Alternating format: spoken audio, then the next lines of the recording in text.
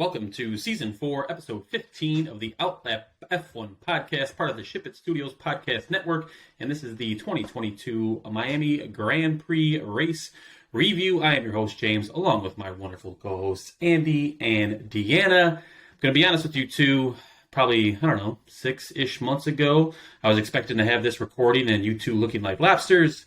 However, you did not go to Miami. You had quite a bit of FOMO, but how'd your weekend end up overall, Andy? Overall, okay. Not exactly pleased with my personal preferences on results, but it is what it is. But I thought it was an amazing atmosphere. It went over the top. I think this is a win for F1 in the U.S. So I was enjoying it, and now I didn't have to worry about going through an airport and coming back. So today was kind of the back end of the FOMO. Good silver lining there. Deanna, did my positivity rant help you become a fan of the Miami Grand Prix at all? Yes, I think kind of now taking a step back after seeing the sun for the first time in 3 days today, I have warmed to the thought of Miami and the race and the whole weekend itself. I think I was probably mostly just jealous of everybody because it was cold and rainy and just like absolutely miserable here. So that just, I think, carried into my general vibe of the weekend. But now kind of taking a step back, looking at the race itself and just kind of everything it did, how big the event was. Yeah, I'm positive. I'm happy. Hopefully next year we'll be there in person. That's something I feel like people that live in Florida and Arizona and places like that, California, they don't quite understand as Midwesterners and East Coasters. It's like you go through this shitty winter, and those first few days of just absolute beautiful sunshine. There's nothing better. And it really puts you in a good mood. Another thing that puts me in a good mood is talking about Formula One. So that's what we're going to do. But first, I got to remind everybody. You can find us on Twitter, Instagram, Discord, Reddit, and YouTube at Outlet F1 Podcast. Of course, you can check out our link tree on our Twitter homepage. Do us a solid, click like and subscribe if you're watching on YouTube, or click that 5-star button if you're listening on Apple Podcasts, Spotify, Stitcher, or any other podcast app. You can email the show at chatnow@outletf1.com. You can visit the website at www.outletf1.com. If you're new to the sport, welcome, and make sure you check out episode 4 of this season for our F1 for Beginners episode, where we go over all of the sport from soup to nuts, break down the teams, and have a good time along the way.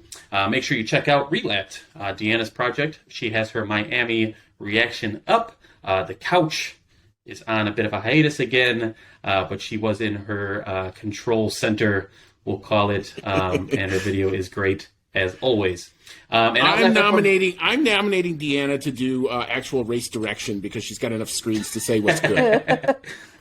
I mean, it was rough this weekend, but I still don't think I could do as good of a job. You definitely couldn't do worse, but we'll get into that a little bit later. Outlet F1 Nation stepping up. Andy, tell us about it. So, just a reminder, thank you very much to Yuri Dolchester. Again, appreciate you being one of our newer supporters. You join such distinctive people as Paul Weaver, Quentin Worden, Cody Walsh, Kevin Kelly, Regan Stanzik, Timothy Brown, Mary Brown, Jonathan Scott, and Matt Polanski from the Red Sector MotoGP podcast. If you'd like to join the hashtag Outlet F1 Nation, please do check out our link in our show notes. $1, $5, whatever you'd like to do would be greatly appreciated. As we've tried to do over the course of this weekend and all the other weekends, we've tried to make enhancements to the show. We've got a couple even for today. So stay tuned, and hopefully you'll hear that.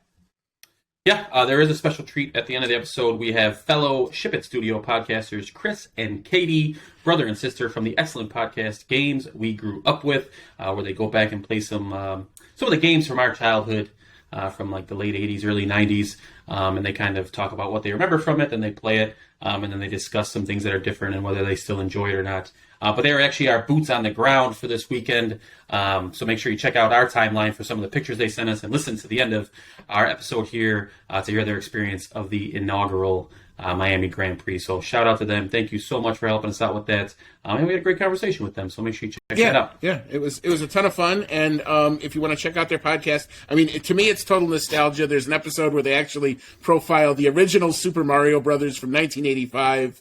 I actually can remember that far back. So, hey, thanks for doing that. And then and another one I listened to was the Mario 64. Also took me back to playing at a friend's house in their basement. So loving that podcast. Please do check it out if you're so inclined. Deanna's probably wondering if those games were in black and white back then, but no, they were in color, just not 3D. Barely, but yes. Make sure you check out our new sponsor, Athletic Greens. You can go to www.athleticgreens.com /. I remember we talked about whether it was a forward or backwards. I think it's forward It's slash. a forward slash. Or merging. And of course, you can check out Manscaped for all your men's grooming needs. Use code OUTLAP, OUTLAP, all one word, for 20% off and free shipping. And then once again, I'm rocking the F1 Guy t-shirt. The Scuderia is back. So shout out to Vincenzo. Make sure you check out thef1guy.com for his line of F1 themed merch. All right, housekeeping out of the way. Let's move into the weekend. And we're going to start with our headline of the day. And Andy, why don't you start us off? Yeah, so while this probably wasn't the instant classic that all of the hype around it was probably building it up to be, this was an actually really fun race if you actually break it down and look at certain parts of it, definitely for sure. This was a race with a legit overtake for the lead on track, so how many times do you actually see that? This wasn't pit stop strategy. This was two guys going at it on pure pace. And honestly, more overtaking than I think all of us, no matter what pundit you were listening to, thought was actually going to happen. I think the stats actually revealed that it's the second most overtakes of the year. So who saw that coming? Is this venue an instant smash? I'm not necessarily sure we know that. Maybe not quite yet, but time will tell on that. But considering the headwinds that this event had to face from the second this race was proposed, I would call this a complete win for the Miami International Autodrome and, of course, for F1 in the USA. We were talking in the pre-show, I'm going to do my Lando recap. This will be the fifth time I've done it because I have had 4 other people come and ask me about it. What did you think about it? So we'll get there when we get there. That is awesome. Deanna, what do you got for your headline of the day? I don't know. I didn't come up with it. I think Andy Slow was probably right. There were a ton of overtakes. There was a lot of stories kind of going into, out of, during this race. Some of it, the coverage was good or bad of. Mostly just the race direction was a bit of a struggle. But yeah, I think there's a lot to be talked about. And I'm just, I think overall a success. Some improvements that can be made in the future. But yeah, good weekend. Solid weekend. Very good. Oh, my headline, actually. Oh, go ahead. My headline is, everybody is spoiled from 2021. This was probably a good race pre-2021, but now everybody is addicted to just absolute chaos every single second of every single day. So just manage expectations. Yes. Anyway. Get used to paying attention to the midfield, because that's usually where and that's where the fight was. Yeah. My headline's kind of a question, and it's simply, is this the peak or maybe just a stop, a base camp along the way? Because F1 in America is hot, hot, hot. And my question is, can we keep the momentum going? Just the amount of celebrities and things on track was pretty wild. The amount of the attention the race got was just insane. Haven't seen any numbers yet on viewership or anything like that, but I expect that to be way up there as far as the rankings go in F1, at least U.S. broadcasts go. So yeah, I mean, I'm hoping this isn't the peak. Obviously, I don't want to look back on this and be like, oh man, that's kind of where F1 hit the limit and then started going back down. So hopefully everybody listening and more are going to join on and join us on this trip down the black hole that is F1. So I have a comment on my, kind of just in my little neck of the woods. I went out to a bar in New York this weekend with people and actually got to watch a qualifying session during the day with other people. And it is still, the people around here don't really know a lot. There's still a lot of people that don't know what it is. So I think there's still, and that was just the general consensus about everywhere we went, because we tried to, a couple different bars and tried to get them to play it even. It's still kind of a challenge. So I still think that there's a lot of room for growth, at least kind of in my area. So that was my Yeah, actually, Andy had a good point about seeing a qualifying recap on, was it SportsCenter, Andy? It was SportsCenter, yeah. I mean, I did 30 years, I never would have thought that ever would ESPN dedicate, and it was not a small segment. It was like 6 minutes. It had an on-site reporter. It had an analyst. They even, Sunday morning, as part of their SportsCenter AM, had an interview with Martin Brundle right at trackside. So, again, in multiple segments on SportsCenter. I know it got recapped Sunday night, so ESPN doing its best to showcase this event front and center and right there for you. Yeah, and did a great job with it until the actual direction of the race. But again, we'll get into that a little bit later. All right, so let's move on to qualifying from Saturday. Andy, do your thing. All right, so my thing's got a little bit of an enhancement. Let's see if we get this to play. All right. So we had our qualifying on Saturday, and unfortunately not taking part because he crashed in FP2. That would be one Esteban Ocon. Chassis was cracked, unable to participate in the qualifying. P19 was Nicholas Latifi. P18, Alex Albon. P17, Joe Granu. P16, Kevin Magnussen. P15, Mick Schumacher. P14, Daniel Ricciardo. P13, Sebastian Vettel. P12 was George Russell. P11 was Fernando Alonso. The Q3 shootout from 10 to 1 in P10 was Lance Stroll. P9 was Yuki Tsunoda. P8, Lando Norris. P7, Pierre Gasly. P6 was Lewis Hamilton. P5, Valtteri Bottas. Don't forget about that dude in the midfield. He's still there. P4 was Sergio Checo Perez. P3 was Max Verstappen. And in P2 and P1, a Ferrari front row lockout of Carlos Sainz. And with a lap time of 128.796, was Charles Leclerc. Thank you, Andy. Yeah, obviously on Saturday I was pretty pumped up, pretty excited to see that Ferrari 1-2 going into Sunday. Obviously couldn't turn it into a win, but always good to see your team at the top of the charts there. Any general takeaways from either one of you about qualifying? Not really. That was pretty, everybody for the most part, I think, aside from Ocon, finished around not, so crazy out of place. There wasn't anything major issues, I don't think, except there's, Ricciardo, I think, had a technical issue and a couple little things like that, but nothing wild. Yeah, Ricciardo's issue was the same issue that I think affected, I think it was Carlos Sainz, actually, the race before. He could not fire the car in the pit. In the pits, they finally did get it fired. He could not get his tires properly warmed up, and even though he made the checkered flag, he was just not able to pull it out in the end. The grid kind of feels a bit like the Bahrain kind of grid, a little bit more so than less in terms of, you've got Bottas up there, you've got the Mercedes clearly, 5th, 6th, 7th right there. Good showing from the AlphaTauris for qualifying both cars into Q3, so that was positive there. So yeah, kind of what we would have expected from a grid, but interesting session and good lap by Leclerc to best Verstappen, who did lose it. His final Q3 attempt never happened because he had to bail out. Yeah, I guess my biggest shock was either George Russell only being in 12th, definitely had more to give there. And then at the end of Q2, Lando was was it 4th or something? I was like, holy third. Shit, where did that come? 3rd. Yeah, that was that came out of nowhere there, and then finished 7 tenths. I think behind that was time. the only time a McLaren car actually kind of nailed that middle sector. That was the bugaboo the entirety of their weekend. Sector 1, Sector 3, really good. Sector 2, really bad. And it was just impossible, it seemed, to replicate it. And that's kind of where he ended up, in P8. Yeah, Does something like that make you nervous for a Monaco? Was it that? Yeah, I'm thinking that might not be the world's greatest McLaren weekend. It's all slow corners. But they have Spain, we have upgrades. I want to see if these, I think that'll be the story of the next race, will be Upgrade City. Yep. I feel like everybody's bringing upgrades to Spain, except for maybe Red Bull, because they have done a lot of upgrades so far. So hopefully they run out of money in the cost cap pretty soon so that Ferrari can catch up and surpass them on that. All right, thank you for the qualifying recap, Andy. Let's go ahead and move into the race. And for that, we start off with the back markers. Got Pierre Gasly, DNF. Lando Norris, DNF. Zhou Guanyu, DNF. Sebastian Vettel, DNF. Kevin Magnussen, DNF. And then Mick Schumacher finishing in 15th. Out of the points after spending most of the race in the points. Nicholas Latifi in 14th.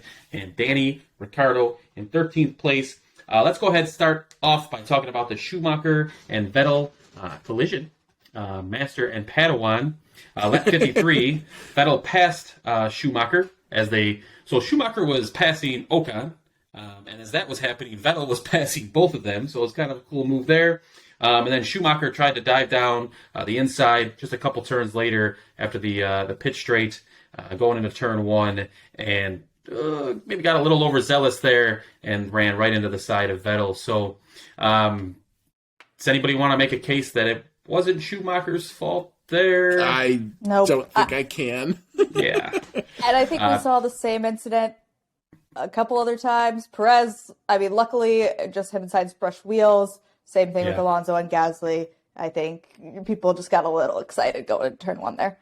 Yeah, I mean, the grip levels offline were not particularly great. So, I mean, even though you were trying to do a move, maybe on another track, on another surface, maybe that moves can stick a little bit better, but it wasn't the case here. And we did see an inordinate, especially late, especially after the first safety car, a lot of collisions.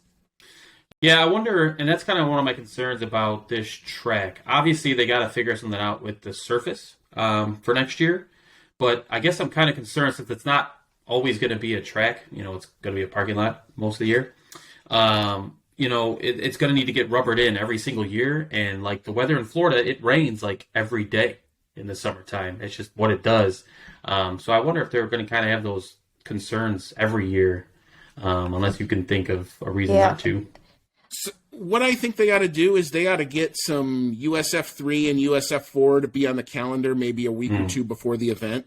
I know with this being the inaugural one, they were literally putting the final touches of the track, the week of. But if you can actually schedule things out now that it's built, you can actually get some rubber down, have some guys do some track days on that track with it still there. I mean, that's what a lot of hockey venues do with the outdoor games, is they don't just play the one game. They'll have like a college game, or they'll have a local, club will have a couple games on it to get that surface kind of skated in. In this case, it would be more rubbered in, so that you could get more cleaning of the track and get the dust and stuff off before F1 sees it. It's actually a really good point, Andy, as usual. Because I think not long before the race, didn't they have like a tennis tournament or something down there? In fact, they still had that within the stadium. During Ted's notebook, he actually took you back into the Hard Rock Stadium. Okay. You cannot right now see the football itself? field. Yeah. Okay. He actually goes up an escalator and goes into the stadium in one of the recaps. And you cannot see the football field right now because it is covered by an interior stadium, which is where they had the tennis tournament. So that venue is getting used for a lot of stuff over the course of the weekend. But just to note on that, like the track surface being slippier offline, the top 10, Sainz on the start, down 1. This is the even side of the grid. Yep. Perez was luckily fine. Hamilton down 2, Norris down 1, Russell down 3. That was also due to the hearts, but like the grip in there is not great. I mean, I hope it's going to be years down the line because it's way too expensive, but I hope when they resurface, they go away from that whatever combination of stuff that they try to use, local materials, whatever. Sorry to the environment, but I think they're going to need a bit of an upgrade on that side. No, and I think you bring up a good point. I don't know that it was necessarily the surface itself. I think it's what they did to it. They washed it so much that I think they probably overdid it. Because there's that fine line between like the surface we had in Turkey a couple years ago that was closed and you couldn't rubber it in no matter what you did. Versus here, where I think it was over rubbered in. So, yeah. And I think I saw some that were like, whatever surface they have at like Saudi, where they had a ton of grip. That also deals with a ton of heat. So maybe down the line, and they sand. can get something like that in. Yeah. And sand, yeah. All right, Andy, no more delaying the inevitable here. Both McLaren drivers in the back marker section. What do you got to say about that? Yeah, tough day at the office. Not going to lie about that. Lando's race, obviously, Deanna just mentioned, down 1 at the start. Basically, his day pretty much unraveled during the pit stop. It was a tad slower than what we had seen in the past, 3.6 seconds, and that put him into a battle between both Haas's and both Aston Martins. And at one point, he was basically at the end of a very long 5-car DRS train. It had started as the race went on. His tires, I think, did seem to fire up a little bit. He was able to get back on to the end of that train. He was starting to actually move through. The Alonso hitting Gasly causes damage to Gasly. Gasly then has a whole lot of less grip and downforce. He's, sliding. Lando's trying to shoot up the gap as that's happening. Gasly's coming back down, and the two of them hit. It was actually kind of a unique experience for me because I'm usually watching Lando's onboard, and usually Lando's onboard is always trailing the live event. Not the case here because it was on big ABC. So I see all of a sudden, all I see is spinning. And I go, and I look up, and I'm looking at the main screen. I'm like, wait, he looks fine. Oh, wait, no, he doesn't. Yeah.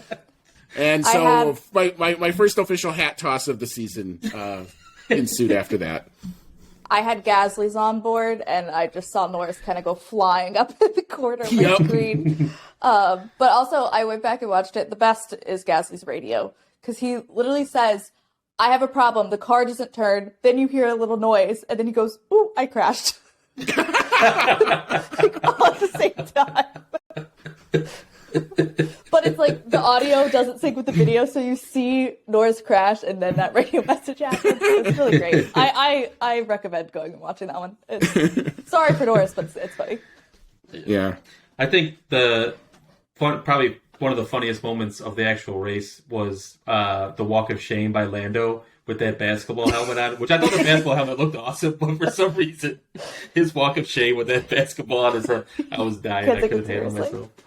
Yeah, I mean, it's a good thing the McLaren car didn't porpoise too bad because that helmet in the car would have been something to watch. That's all I wanted all weekend was the McLaren to porpoise and Gio to walk through the fake marina, and I didn't get either one, and I'm really sad because he was there all weekend and it kept showing him. I was like, don't tease me like this. But anyway, whatever.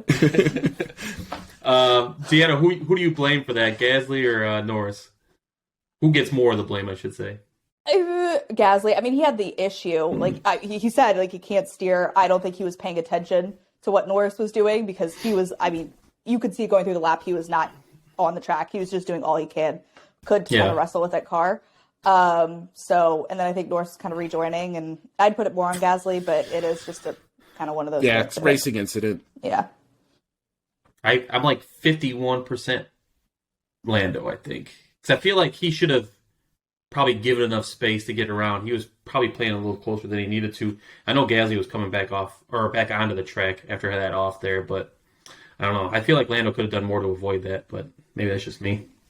All right, so no real need to talk about the Haas boys, the American team.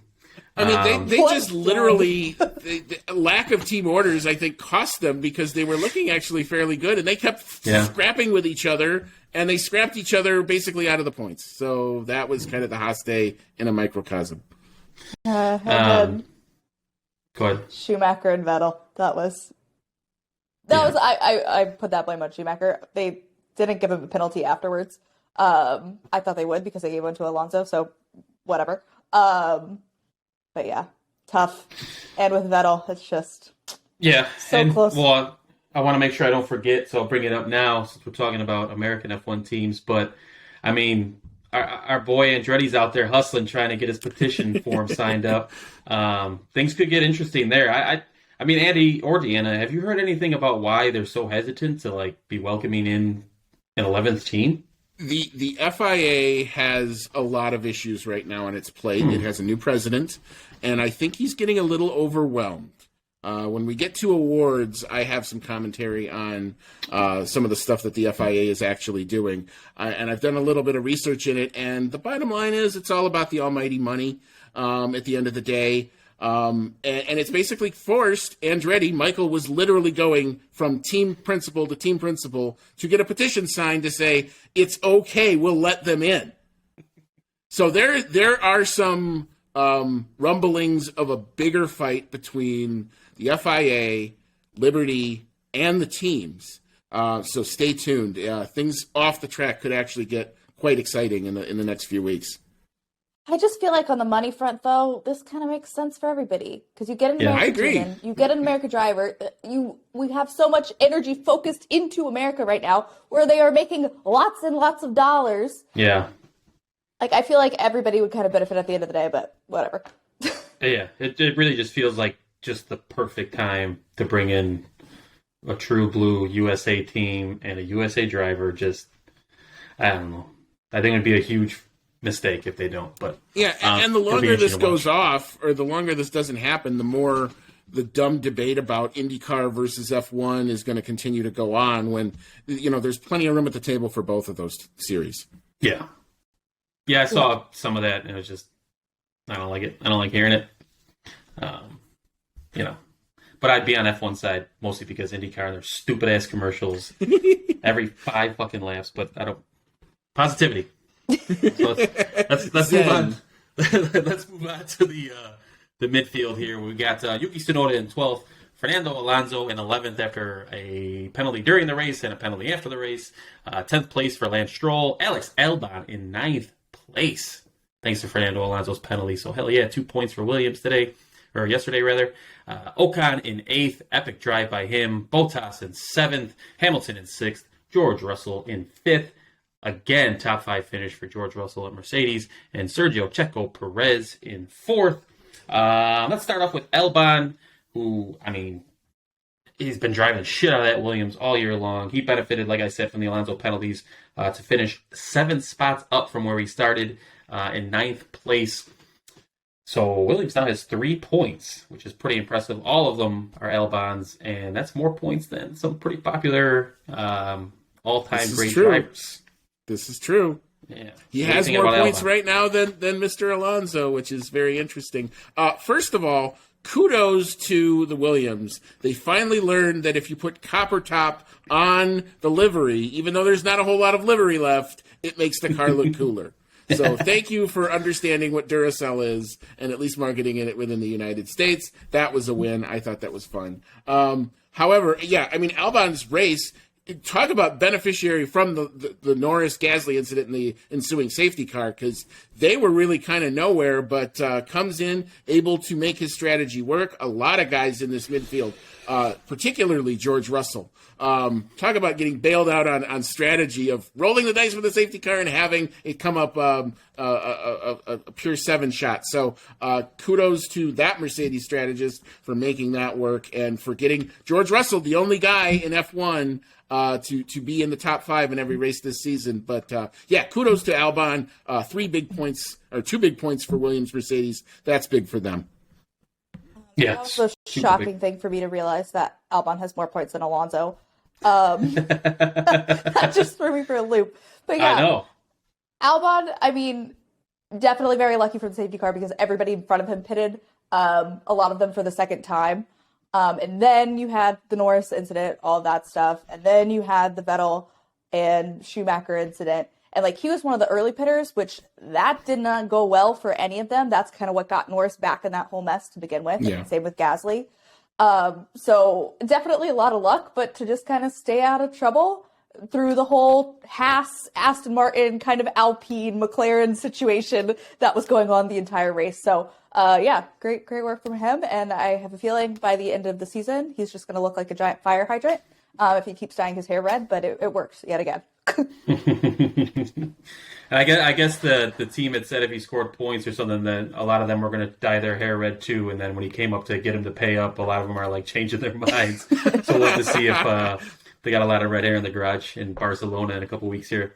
But then probably, the guy that moved the most in terms of the standings from where he started to finish was Esteban Ocon, who also benefited from the Alonso penalty and, of course, the Schumacher-Vettel crash. He moved up 10 spots and finished in 8th place. So I usually don't have too much nice things to say about Ocon, but, hell of a day for him and a good finish for Alpine, considering where the other guy finished. So a good day for Ocon there. But let's get into the Mercedes stuff a little bit. You already mentioned Russell. Solid day for him.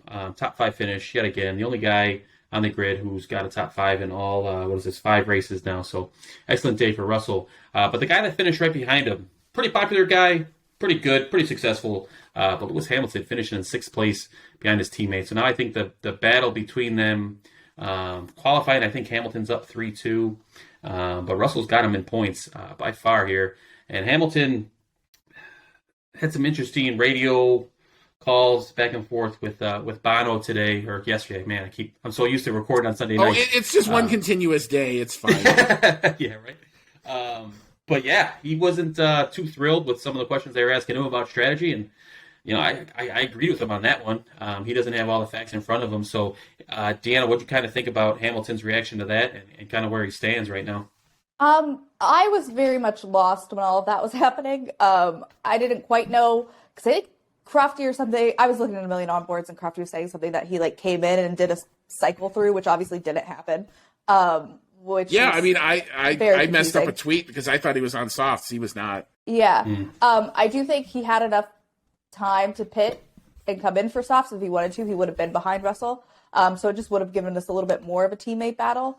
But I think he could have done it. I feel like that probably would have been the better bet. But I mean, it gave him track position to Russell, but on 20 lap older tires, I don't know. Yeah. The battle between them was actually pretty exciting. Hamilton pushed Russell off a little bit. I'm sure if somebody would have done that to Hamilton, they would have been asking to throw him in jail, but I'm not going to get into that right now. Yeah, well, Russell didn't fully cede the place before he took it back, so. Yeah, he was a little bit off the track. Just a little bit. A little bit. I did like seeing let the teammates battle, and we've kind of talked about it before in some of our reviews, but I think this kind of just shows that these last few years, Russell has had nothing but midfield and back of the field experience, a lot more wheel-to-wheel racing, and Hamilton really hasn't. Obviously, last year with Verstappen here and there, but a lot of times that didn't work out real good for one of the two. But yeah, he's not like a midfield driver. So maybe he's learning as the year goes on, but he just doesn't seem like his normal self. And he's really struggling with it. And it's terrible to see. I mean, it's definitely an art form to drive in the midfield consistently. I mean, I remember the first time Alonso was really kind of back there with McLaren, and he would, by the end of the season, he's like, I can't race with any of these guys. There's no standards back here or any of that other stuff as he's crashing out yet again. Yeah, I mean, I the other thing about Hamilton is I think I've been validated I think he gave an interview with Jenny Gao where he said, yeah, we've been using my car as the guinea pig. So, I mean, it's consistent. There's no consistency in his setup from week to week to week. It's got to be maddening. That car is so on a knife edge. I mean, you looked at it Friday and you said, hey, look, they maybe found something. They're not bouncing as much. Maybe it's the surface. Maybe it's the temperatures. Who knows? They try to push that little bit of performance edge and it just goes away. That new floor cannot come soon enough if you're a Mercedes fan. Yeah. Yeah.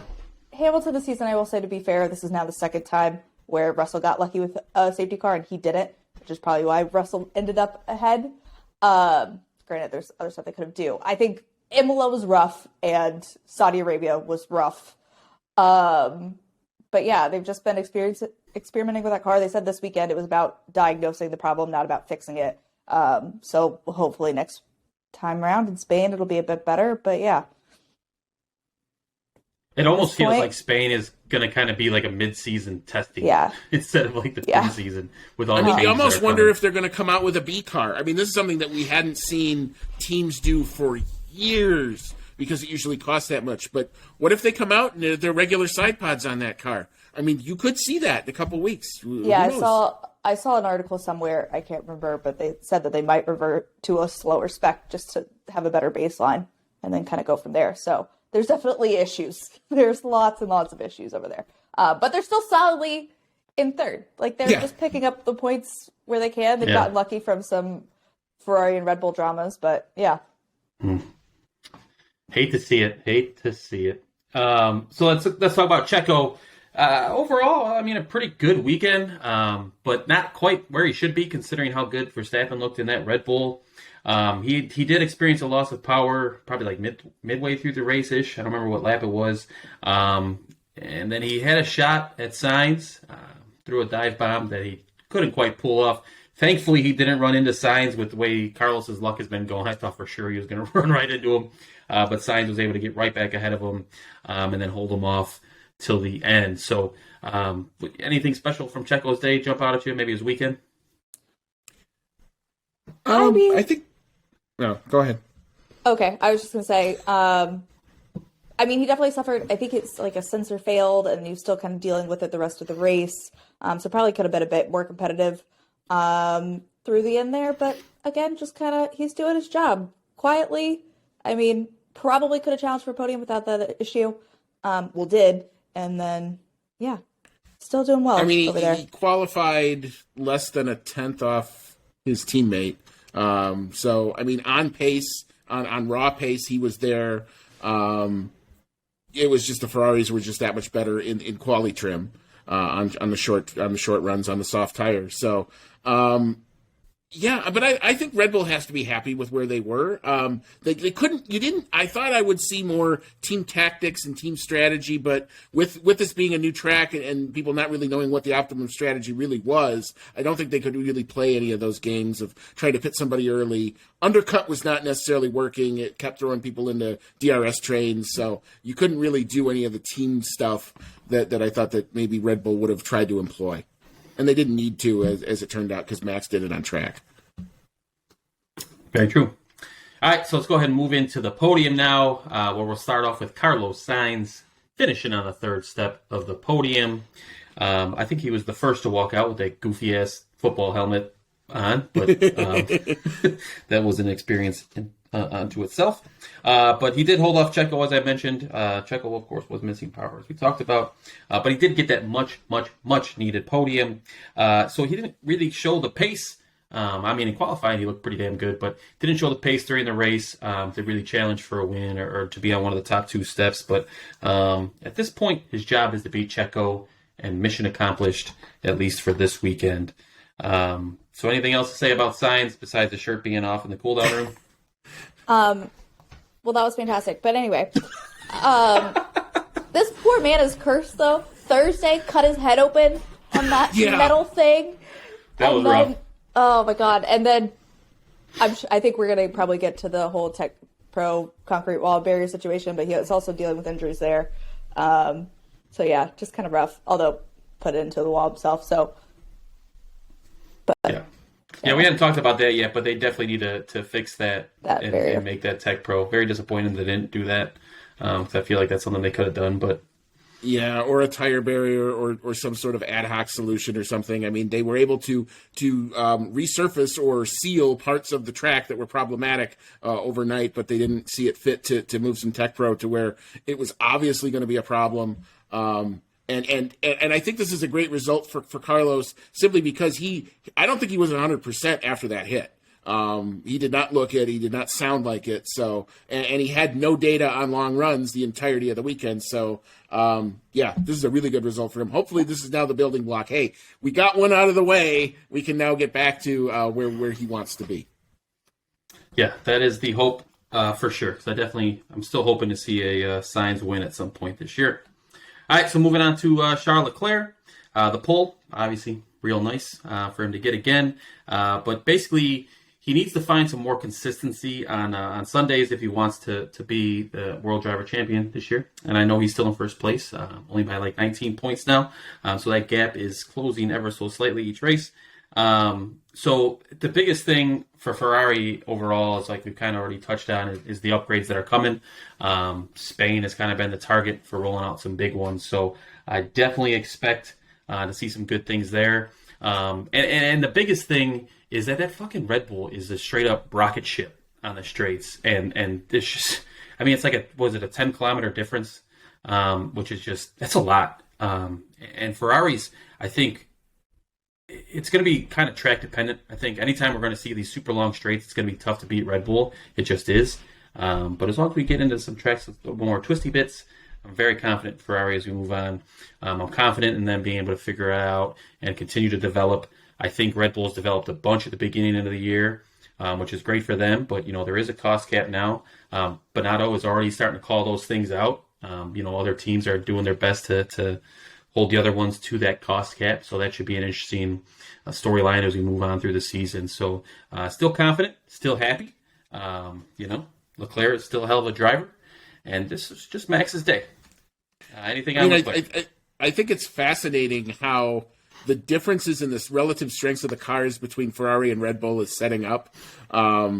Just because Red Bull, obviously, with the pace in the straight parts, and Ferrari able to make lap time in the more twisty sections.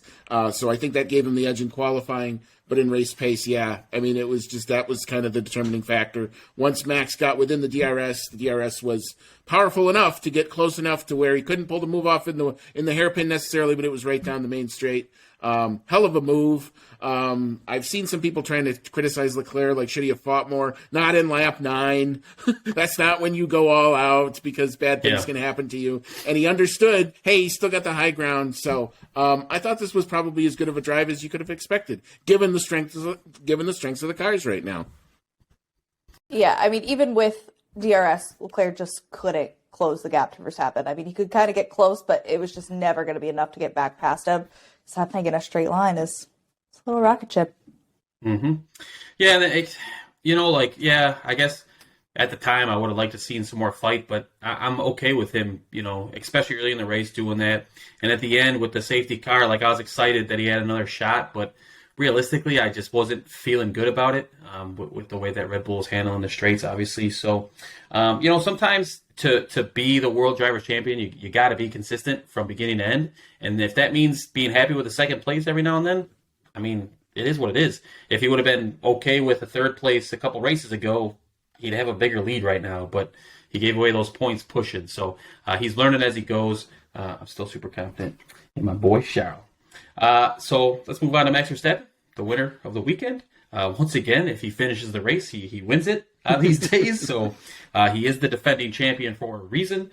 He's just doing everything he possibly can in that car that'll allow him. So he took over Sainz very easily at the start. Sainz, as Deanna mentioned, was on the bad side of the track, so he had a terrible start. And the inside of turn 1, where if you were on the outside of that turn 1, it looked like you were just on another level of grip. Yeah. And then by lap 8 or 9, whatever it was, he passed Charles, and that was pretty much all she wrote. Pulled out a 7, 8, 9 second gap before that safety car. So he's now 19 points back from Leclerc for first, and Red Bull only 6 points back of Ferrari. So that's cool. I want to see that battle all year long. So it looks like we're shaping up for another good one. Andy or Deanna, anything about Verstappen's day or weekend? Again, who needs FP2? Here's another guy who, ruined his flying lap on the soft tires, didn't really participate very much in the free practice, almost had a marketing genius moment to have the Red Bull car wreck in the Red Bull corner without the Tech Pro. But that is the talent of Max Verstappen. He's able to save that because a lot of other drivers, I don't think they do.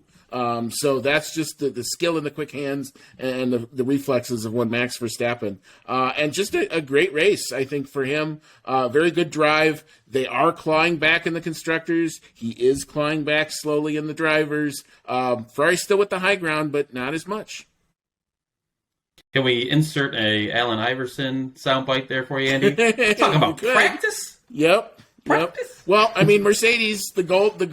It's tough when you're the darling of Friday, because if it doesn't match the Saturday, things don't go so well necessarily on Sunday. Very, very true. All right, we are going to take a quick break before we come back and recap driver constructor standings, do some fan emails, and talk. Well, maybe we don't have to talk about predictions. We'll see. All right, welcome back to Season 4, Episode 15 of the Out FF1 podcast, part of the Ship It Studios podcast network. This is the 2022 Miami Grand Prix race review, and we are moving on to the recap of the driver standings, and for that, I'll give you Deanna.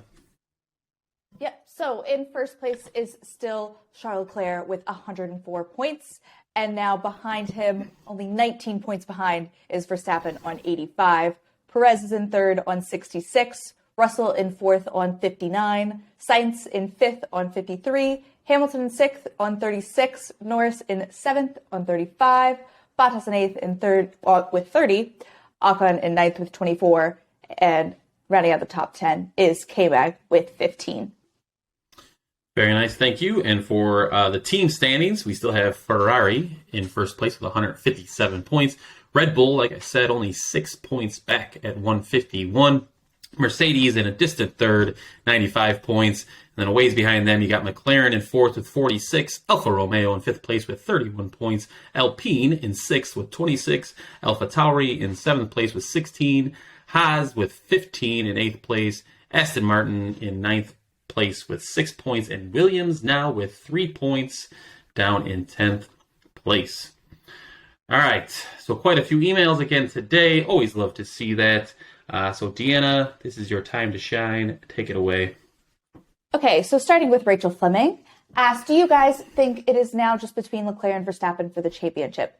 Merc are not in it. Perez will not be allowed to fight against his leader, and Sainz looks off the pace. Thoughts? I concur. Yeah, I tend to think that's probably, at least for drivers, probably where we are, unless Sainz can unlock something and suddenly, put himself back into the equation. We're not at the team orders stage yet, given another maybe 4 or 5 rounds before I think we'll start to get there. But if we're into summer break and these are the gaps, it's Leclerc v. Verstappen for the drivers. Yeah, still too early to say that for sure because anything can happen, but it definitely seems that way. I don't know. I feel like barring a couple of retirements from Leclerc, they should just kind of go ahead and do it. Because, we don't know the development curves across the season. While you can get the points, you might as well build them up now. If it's not going to compromise the full constructors picture, if you could swap them. I don't think that they would do that at this point, but I don't think that would be the worst decision for them at the moment. Hasn't necessarily been needed, though. No. We haven't seen Sainz in front of Leclerc in race pace the whole year. Nope. Which has been very, I will say, Sainz has had his struggles, but I think just impressive from Leclerc, really, this season. Along with Max. It's been fun to watch those two. And I scrolled away from my questions. Anyway, next up. Jennifer says, the race itself was uneventful. The track is absolutely beautiful, but Miami really missed the mark to showcase their culture and went way over the top with unnecessary stuff. So I guess thoughts on not the track, but everything else around it. James. I'll go first. I didn't think the race was uneventful, first of all. There's plenty of action in the midfield. You just gotta, we've said it before, you gotta have at least 2 screens going. So have the race on your TV, pull up an iPad, invest in the F1 TV and put up some, the you don't even need that. You just need the free app on your phone. Oh, true. It gives you a ton more data. I always forget about that. Yeah, just for the data. But if you want the onboards, F1 TV, it's not that bad. It's worth it. I promise you. You'll learn a lot more about the race. And you can enjoy these kind of races a lot more. But then as far as Miami missing the mark, I'm going to have to disagree with you there, too. And I really implore you to listen to the end of the podcast where we had Chris and Katie from Games We Grew Up With, because they actually talked a lot about that and some of the things they really liked about the food vendors and things. They had a lot of local businesses in there, so I thought that was really, really cool. So listen to that. I over the top, number one, most over the top thing I've seen was those football helmets. I lost it a little bit. That's the one thing that I just thought was completely dumb. I guess somebody, maybe it was Andy, that kind of compared it to when they wear the cowboy hats in Austin, but at least it's just different. It's just different. I don't know. It's just different. Feels different. But yeah, the football helmets were stupid. Everything else I thought was great. I thought visually it was beautiful. It was awesome to watch it on TV. Sometimes I saw a little bit too much of the off the track stuff on TV, which I'm still going to get to in a little bit. But yeah, overall, loved it. Can't wait till next year. Yeah, in terms of, I think the venue, I would call this an 8 or a 9 out of 10. In terms of the atmosphere, based on the feedback that we've gotten from people who were there, they left very happy. They did not feel that, even though they spent a lot of money, they didn't feel that it was a waste. So I think the on-track experience or at the track experience was perfectly fine and legit. Yeah, this race didn't look great due to, I think, some of the race direction and due to the fact that I don't think FOM really knew how to film this track because it's a new venue. I'm interested to see if they move some of the camera positions around and where they're going to focus in years coming up because I think that's a big problem that they have to address. But I can see it if you just watched one screen on TV. I would just tell you, after Lando wrecked, I got a chance to watch Danny Rick's onboard. The midfield in the last 7 laps was pure chaos, and I was all there for it. Yeah, and I will say, kind of stepping back to the social media and everything going into this race, kind of F1 Twitter and the general kind of I would say the more diehard fans were against it. A lot of the European fans, I think there is kind of, people don't love that there's America's getting 3 races. They don't love or not used to all the fanfare that is kind of the norm around here for big events. So I think it was just a lot of it flew in the face, I think, of what a lot of these fans are used to. So the general consensus on kind of Twitter and all those kind of spheres was pretty negative. It stayed pretty negative and just kind of laughed at the whole thing. But I think if you leave that bubble, it went well. I think everybody that was there enjoyed it. I think the event went well. I think it got a crazy amount of media attention. So many celebrities and all this stuff, and so much attention. And I think, and a lot of positive stuff elsewhere. But if you stay in these little bubbles, things were very negative. But yeah, because that's kind of, I think I got wrapped into that this week. And then it took me kind of taking a step back and the sun coming out for me to be like, no, like that was a good solid weekend. That was good for F1 and good for the growth of it in the future. And that's why I'm promoting the positive mindset lifestyle, because everything's so much better when you stay positive. James will be coming out with his self-motivation tapes later on this year. So stay tuned. That's our next revenue source. I love it. Andy, what do you think's worse, the crotchety old F1 European fans or the crotchety old American baseball fans that hate it when young players pimp home runs and celebrate? I think they're probably both one and the same. It's the same reaction to both, really, when you think about it. It really is. It's amazing how aligned that really is, and you could probably find some people in some other places in the world where you have very similar thoughts on your sport. And Twitter will do that. Twitter will find people of like-mindedness and just keep giving it to you over and over again. So that's kind of what it is. But I mean, I left thinking, again, that this was a win. I think this was a better race than it was presented, at least in terms of the live broadcast. And so I was happy with it. And I know they'll go back. The one thing about any venue that's active, and it seemed like from talking with, and you'll hear this in our post show interview with the folks who were there. The venue's looking for feedback, so they're going to do a good job. They will improve. They will take that feedback and they will make it better. I've seen the development of just going to Circuit of the Americas all the years that I've done it. From where it was year one to where it is now, it's a different experience. Yep. And I think it's fun because this is not at all like a spa or something like that, or one of those historic weekends, which is fun. It makes it different. It makes it something a little bit different, kind of for each event. So I'm good. I'm good with Miami. Okay. Next up, the formula says it was fun, not the most on-track fireworks, but it was still a good event overall. I'm sure they will make improvements next year too. I think the Miami Grand Prix is here to stay and will eventually be one of the most anticipated events on the calendar. I think that somewhat of a summary. Good of what we were just recap talking like about. that. Yep. Dave Doherty asks, thoughts on Ferrari's race? We went into it, but I will let James take it. Anything else to say? I would say just a twinge of disappointment. It always sucks when you start on pole and don't finish with a victory. But overall, happy. Anytime both Ferrari guys are on the podium, I'm happy. All right. Next up, the bald bloke says, I'm still waiting on the rain in 8 minutes. The lad was so sure, not rain in 5 to 10 minutes or 10 minutes or so, straight up 8 minutes. I don't know. I'm so used to this now. So anyway, somebody take it. I mean, we talked about this in our preview that, it was going to be, if we were going to have a shower, it was going to be one of those quick hits.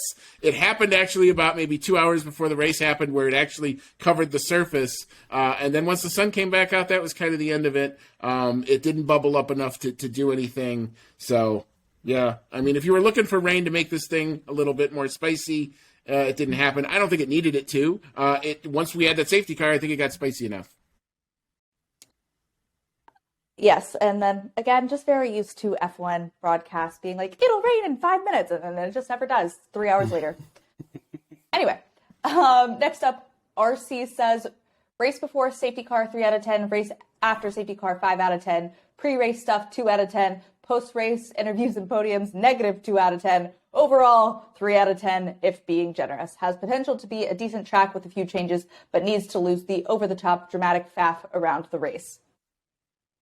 I would classify this is what we've seen a lot of this. This is representative of a lot of what we saw, and thank you for your contribution. I don't agree. I don't have a problem with a lot of the over-the-top stuff, other than the helmets. The helmets were dumb. Let's just call that what it is. The helmets were stupid. They didn't need to do it. They could have just gone out with Pirelli hats like everywhere else and been fine. I thought the podium itself was actually unique, and that was kind of cool. But in terms of the grid walk and stuff, were you not entertained by that? Martin Brundle on attempt number 4 actually got the Venus Williams to talk to him. It only took him 4 tries. She didn't talk to him for very long, but she talked to him. And the weird dude on the social media king that I have no idea who the hell he is. And yeah, Martin Brundle screwed up calling the one dude Patrick Mahomes when that clearly wasn't Patrick Mahomes. But that's not his job. His job is to make that entertaining, and that's what he did. Yeah, I don't know. I don't want to pile on. Yep. Yeah. We'll continue on. So our last fan email, Christopher Gestel. Sorry, I tried. The race was okay, not amazing, but not horrible either. 5 out of 10 on the race, in my opinion. Again, this is kind of what I was talking about earlier. I think this race was fine, and normally fine is good, but we are gotten used to like last year, just chaos and carnage all the time. So, and I it feel is like an American. Oh, I was just going to say, I feel like we're returning to normal. Yeah, and it is an American thing to think that if the race isn't great between positions 1 and 2, that it's not a good race. That's not the case with F1. It is in the midfield. It is knowing who is battling whom and when. You can actually find entertainment, actually even the back of the grid, if you go looking for it hard enough. So it's there. I like I said, I left entertained. I was happy with it. Same. And if you want battles at the front of the field, I know we're going to have some other comments about Indy here in a second, but that championship has been fantastic this whole season. So highly recommend. And that's American. Yes, America. All those horrible Americans with a really great championship.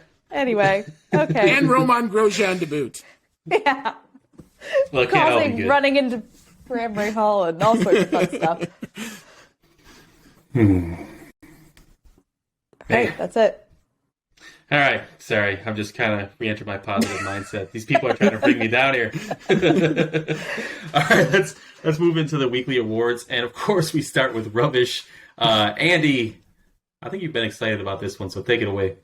Well, I've got 2, and they're kind of equal because the weekend starts, and we have this stupid, dumb story. And that's all I can call it at this point.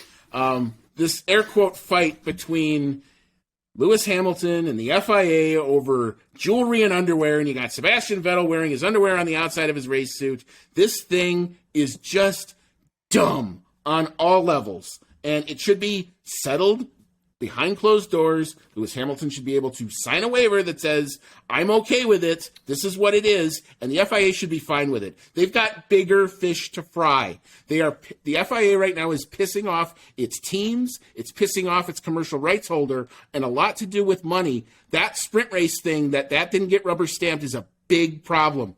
The FIA's got some issues. Mohammed Ben Sulayem has some issues. Watch this space. This fight is not over by any stretch. This is kind of the stupid part that gets made public, but it's a lot bigger and a lot deeper than just this. So that's one. And then my second one is apparently F1 and IndyCar and all the people that cover both series have to be reminded that both can be successful here in the States. Formula One is not trying to poach the IndyCar audience, and this perceived attack that IndyCar got because apparently the Liberty CEO was critiquing or saying that the Sky coverage was better. Well, it's better because there's no commercials, and it's better because there's a dedicated channel to it. That's just volume. That's easy to see. So this perceived attack that IndyCar thought was happening, it's not there. The Indy 500 is going to be fine. The Indy 500 is covered fine in Europe where there's no commercials. IndyCar is actually in the best position it's been for 20 years. Both series need to embrace the motorsport renaissance that's going on in the U.S. Hell, even NASCAR has folks coming back. A little bit slower, but they're coming back. There's room for the table here. It's all fine. It's all good. Love it. All right, so for my rubbish, I've got the F1 TV director. I'm trying to see less fan shots and more overtakes, which there was quite a few, if you can believe that. The second most overtakes of the year, if I remember correctly, from Deanna's tweet. So, I can give you the. Hold on. Oh, maybe I can. Okay. So this season, Bahrain, there were 58 overtakes. Saudi Arabia, there were 31. Australia, there were 27. Imola, there were 13. And Miami, there were 45. And I would like to know how many of those we actually saw. So the European race had the least amount of overtakes? Is that what you're saying? That's what I'm saying. Weird. Although that's a Imola guarantee, I think. All right, Deanna, what do you got for your rubbish? Yeah, I have to also go with the FIA, the dumb jewelry thing, but then to kind of ignore the teams, Ocon and Sainz, asking for some kind of Tech Pro barrier or something in turn 14. The fact that Ocon could pull 51 Gs in like a 90 mile per hour corner is unreal going into a brick wall. Jesus, yeah. That's just unacceptable. And to put your foot in the ground, but then to do absolutely nothing for that made that whole situation even worse, I think. So we're fighting very weird battles. I'm like getting a little bit of like a Foca Fisa vibe, like staking flags in like weird places, just to kind of assert dominance, I think. So yeah, it's interesting. It's all very interesting, and we'll see where it goes from here. Very good. All right, analysis paralysis. This one was a little tough this week. So, Andy, what'd you go with? I had to think about this one, so I'm going to actually give this to Haas. And the fact that they did not have any team orders, because Schumacher and K-Mag were scrapping properly throughout most of this race, and I think they basically scrapped themselves right out of the points for both of them. They used up their tires, they didn't have anything left, and then Schumacher gets in the position where he's scrapping with Vettel, and we all saw what happened there. So a little bit of calmness, a little bit more global thinking and strategy probably would have done them better. No obvious like bad tire choice types things this weekend, because he only had one pit stop, or some had two, but for the most part that was all fine. So this is what I got. All right, for my analysis paralysis, same deal. I had kind of trouble thinking of one that really stood out. So I guess I'll give it to Bono, Lewis's race engineer, for kind of asking Lewis what he wanted to do when he's the one with like the Deanna setup and all the screens and all the data to make those sorts of decisions, or at least make a suggestion. So that was kind of silly on his part. What do you got, Deanna, for analysis paralysis? You got one? I guess whatever Pirelli data made it seem like we were going to get a nailed-on two-stop, because that was not the case at all.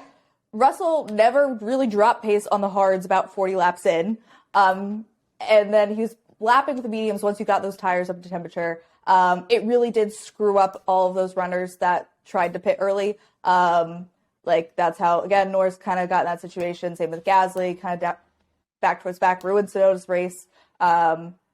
Albon was the only one, I think, that kind of made it work. But that was because he got lucky kind of with people on the grid. Well, same with Alonso. But then he shot himself in the foot with a couple penalties there, and it was back out of the points. But I think, that's my analysis paralysis, is whoever comes up with the Pirelli predicted strategies, because it didn't happen. Yeah, it would have been interesting to see if they went one step softer on the tires to see if there was more dag. But I think it was going into the unknown. You didn't know what that surface was going to do. I get it. It would be interesting to see next year if they don't break out the C5 tires. That was a good one, Deanna. I don't know if we've ever had Pirelli be the analysis paralysis. I'd have to go back and check. It's a nice one. I mean, I think it might have been cooler that day. Like, there's a lot of stuff that could have got into it, but that's the best I can come up with. All right, dark horse. My dark horse driver would be Esteban Ocon, from last to line up on the grid, even with the Aston Martins in the pit lane, to finish in 8th place. So, hell of a race for him, especially considering his teammate went backwards on the race. Andy, who do you got for your dark horse? Alex Albon. He's got more points than Alonso. Great. I mean, talk about taking a car that is not doing well and getting the most out of it. The copper top is mighty in the hands of one Alex Albon. Good job. Yeah, Latifi looks worse and worse as the season goes on. He did finish the race, though, right? Yeah, he finished, so I guess... Or no. Did he? He At he one did, point, he was lapping in last behind Sonoda, who had pitted, and he had not. It was really bad. He didn't crash, so good for him. Deanna, you're a dark horse. I'm actually going to go with Lance Stroll. To get into Q3 Okay. at all. Then we Okay. had Aston Martin starting from the pit lane, which I don't know if we talked about that earlier. So started I was from going the to pit say, lane. I think I found my analysis paralysis now that I think about it. We'll return. Yeah. Yeah, and then somehow avoiding all of the carnage. He did have a little collision with K-Mag somewhere, which I don't know much about. But normally I feel like Stroll finds himself in the middle of all of that stuff, and he was kind of lapping around with the Haas's and all that kind of stuff. For the most part, kept his nose clean, and after Alonso's penalty, somehow scraped a point, which I'm not quite sure how he did that. So, Lance Stroll. Andy, would you like to bring something up? Oh, yeah. No, that Aston Martin thing, I don't know that I've ever seen that before. Not having your fuel at the proper temperature, therefore sacrificing P10 and doing a pit lane start for both your drivers. Somebody screwed up on that one. That's all I know. Yeah, Lawrence Stroll is looking for some heads to roll after that one, I'm sure. All right, driver of the day. I'm going Verstappen. I don't know how to make an argument for anybody else. Deanna? Verstappen. Mm-hmm. Andy? Yeah, Max Verstappen. Who needs practice? We talking about practice, not the game. Practice. Classic. All right, so that's a sweep for Verstappen and driver of the day. So for our prediction results, John and Andy tied with 3 apiece. John winning the podium, or P1 for the podium, P2 for the podium and fastest driver. Andy, you had the quality time right, P3 on the podium and fastest lap time. Deanna, me and you each had 2 points. I had the pole sitter and P3 podium spot, and you had P1 on the podium and P2 on the podium. I think my qualifying lap time got wiped out after the first runs in FP1. Yeah, we found out where that 135 was. Yeah. Yeah. It's whatever Burt Mylander was doing in the safety car, probably.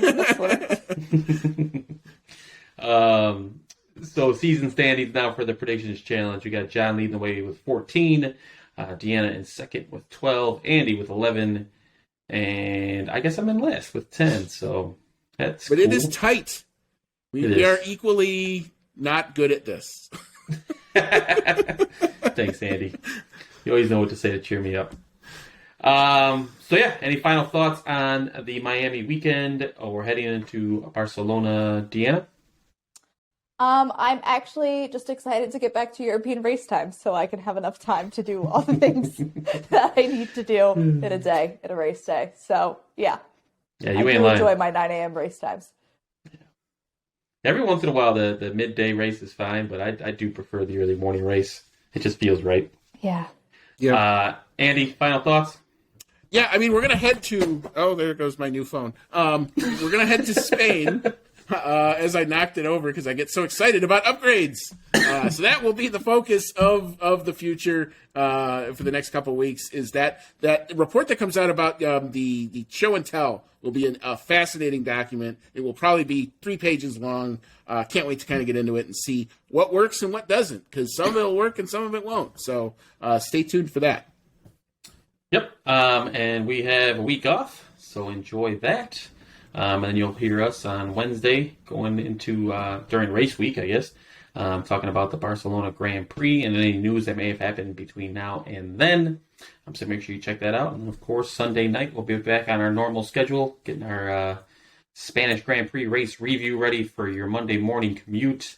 So make sure you stick around. We do have Chris and Katie from the Games We Grew Up With podcast, part of the Ship It Studio network. And they're going to tell us about their experience down in Miami. But Andy, why don't you lead us into that, sir? So one final thing, you probably noticed the lack of one of our hosts. John has had He's fine, by the way, just in case anyone is wondering. He has had a new addition to his family, so that is great news. Congratulations to him. But he's also now having to take care of two children, and I think his significant other is a bit on bed rest. So fast and quick recovery wishes to her.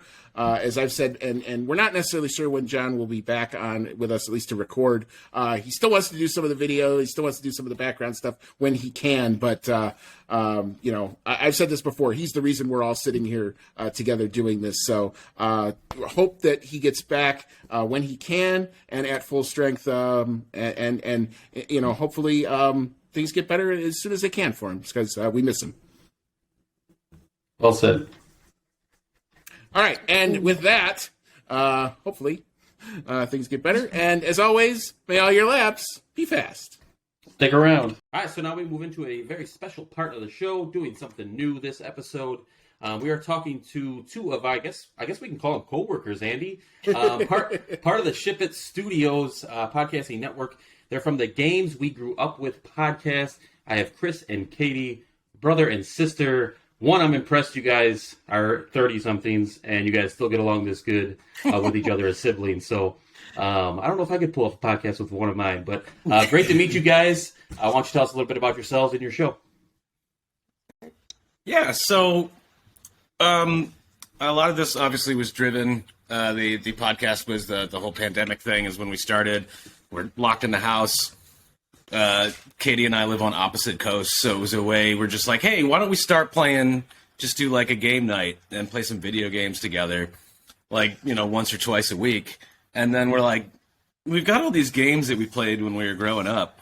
Like, what if we, that's kind of the genesis of the podcast. So it's pretty much, games we grew up with. Find games that we played when we were kids and go back and play them again to see how good they are. So, like, kind of the format is we pre-record part of the podcast and try to get all of the memories of whatever game we're playing for that episode, just without having, touched it in years.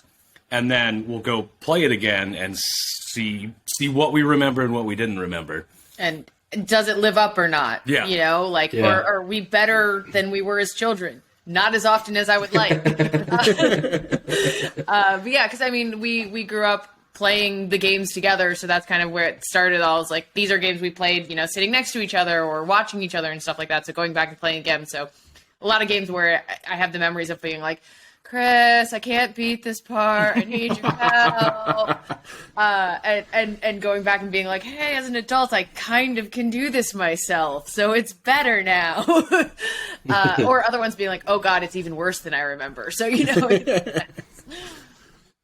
Yeah, I think both my siblings are quite a bit older than me, which I like to remind them of fairly often. But so my main memories as a kid playing video games with them is realizing that the controller wasn't actually plugged in the whole time, and I was just kind of doing my own thing. But then the day I finally beat my brother, it was NFL Game Day '98. I beat him for the first time legitimately.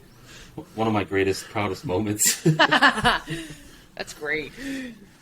You can always good living through video games. I mean, one of my fondest memories is, believe it or not, the first time my brother actually beat me at Madden football. He looked at me, he pointed at me, and he trash talked me. And if, in case anybody knows, my brother's autistic and doesn't say much ever. So to get that out of him at like that particular moment was just a really cool moment. Oh, that's great. The things that bond siblings together. Yep. So it kind of worked out really good. You guys are part of the Ship It Studios podcast network as well.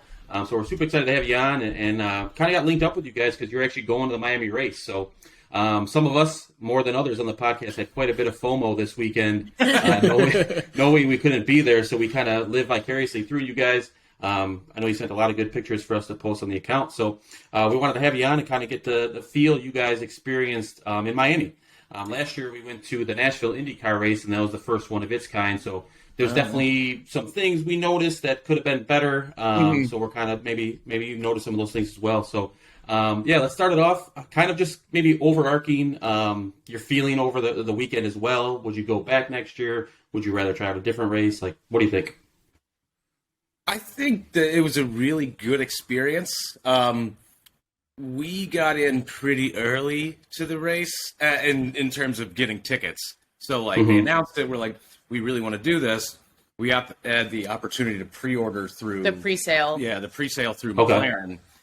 And Oh, you guys did that thing. Okay. yeah, Got it. So we sat in like the McLaren fan section. We got like a nice swag pack. Yeah, they gave us a nice little swag pack, which is great podcasting material showing you all of swag Yeah, pack. we got like a bag, a swag bag, like a hat, a T-shirt, and It's a nice hat. Yeah, right. And like Those hats were selling for like $100 a pop at the Grand Prix, right? we have the other so this hat that we bought. I think we actually ordered they were Miami McLaren hats that we ordered. Okay. I think last week and actually had them shipped to where we're staying now.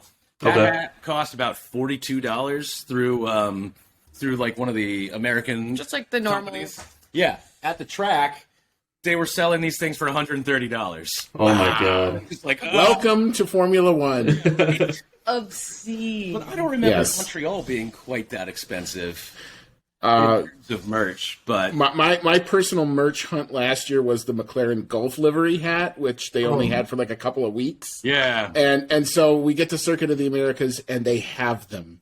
And of course they're like $180. And I'm like, should I do this? Should I not? But I've been looking for it all summer. And of course, like an idiot, I do it. And of course, 2 days after the race ends, I see it for $60 on the website.